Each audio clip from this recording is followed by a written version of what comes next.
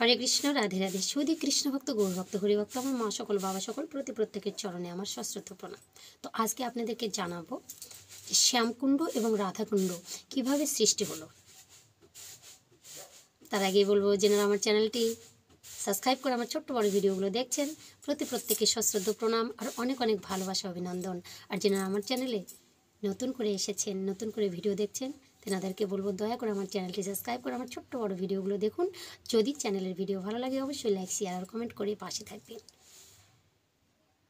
তো প্রাণগোবিন্দ প্রত্যেক দিন গোষ্ঠে যেতেন, মানে গোচারণ করতে যেতেন। তো একদিন কী করেছেন, অরিষ্টসুর এবার কি করেছেন, নিজের রূপ বদলিয়ে, মানে একটি গাভী মাতার রূপ ধরে সমস্ত গাভীদের সঙ্গে ঘাস খেয়ে বেড়াচ্ছেন। শ্রীকৃষ্ণ দেখলো সমস্ত গাভীর ওই ছায়াগুলো মাটিতে পড়েছে, আর এই গাভীটার কেন ছায়া পড়ছে না মাটিতে? ধবলি, শ্যামলী, কালী, কমলী সকলেই তো ঘাস খাচ্ছেন, কিন্তু এই গাভীটা কোথা থেকে এলো যার ছায়া মাটিতে পড়ছে না? শ্রীকৃষ্ণের সন্দেহ হলো, কাছে গেল, গিয়ে দেখছে এটা কোনো গাভী মাতা নয়, এটা অরিষ্টাসুর। সঙ্গে সঙ্গে তার লেজটা ধরে মাথার উপর বাবা বন বন করে ঘুরাতে ঘুরাতে মাটির মধ্যে পাক মেরে দিলেন। আর অরিষ্টাসুর অমনি নিজের স্বরূপে এসে চিৎকার করে মারা গেলেন। রাধারানী দূর থেকে দেখলেন, কারণ শ্রীকৃষ্ণের প্রতি রাধারানীর সর্বক্ষণে নজর থাকতো। রাধারানী দেখলেন, আর যেই না শ্রীকৃষ্ণ এলেন, যেই না ছুঁতে যাবে রাধারানীকে, বলছে আমাকে তুমি স্পর্শ করো না, তুমি পাপী, তুমি আমার কাছ থেকে চলে যাও। বলছে কেন রাধে? যার সঙ্গে তোমার সঙ্গে এক মুহূর্ত দেখা না করলে, কথা না বললে থাকতে পারি না, যার জন্য তোমার জন্যই আমার সব কিছু, আজকে তুমি আমাকে চলে যেতে বলছো?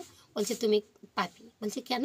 বলে তুমি গাভী মাতাকে হত্যা করেছো। বলছে রাধে, সে কিন্তু গাভী মাতা ছিল না, সে সুর ছিল, অরিষ্ট সুর। বলছে যাই হোক, গাভী মাতা না হলেও সে তো গাভী রূপে ছিল।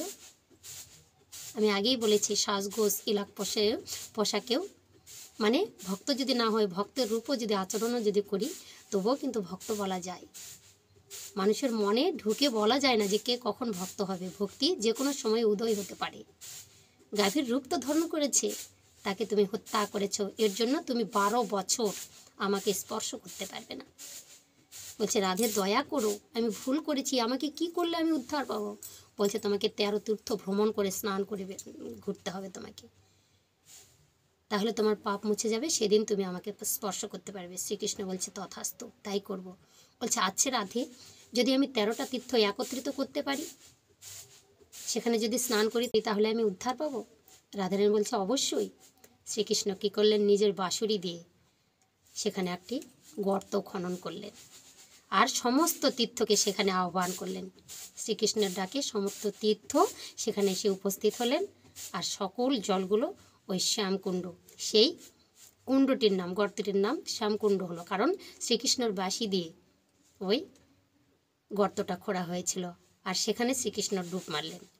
উঠে বলছে রাধে, এবার তো আমি পাপ থেকে মুক্তি হয়েছে। বলছেন না, তুমি পাপ থেকে মুক্তি হওনি, কারণ পাপ থেকে মুক্তির উপায় হচ্ছে রাধা নাম। যে জলের মধ্যে সকলে আছে, কিন্তু রাধারানী নাই, রাধারানীর চরণ ধৌত না করার জল পর্যন্ত তোমার ওই শ্যামকুণ্ডের জল কখনোই পবিত্র নয়। শ্রীকৃষ্ণ বলছে তাহলে কি হবে রাধিকা? বলছে তারও উপায় আছে।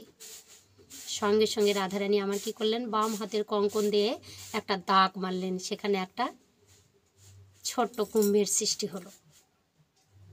আর সেখানে আবার ওই 13 তীর্থকে ডাকা হলো, সবাই এলেন, সকলের জল দিয়ে ওই রাধাকুণ্ডটা ভরে গেল। আর রাধারানীর চরণ ধুয়ে দিল সব তীর্থ, আর সব তীর্থ ধোয়ার জল ওই রাধাকুণ্ডের মধ্যে প্রবেশ করলো।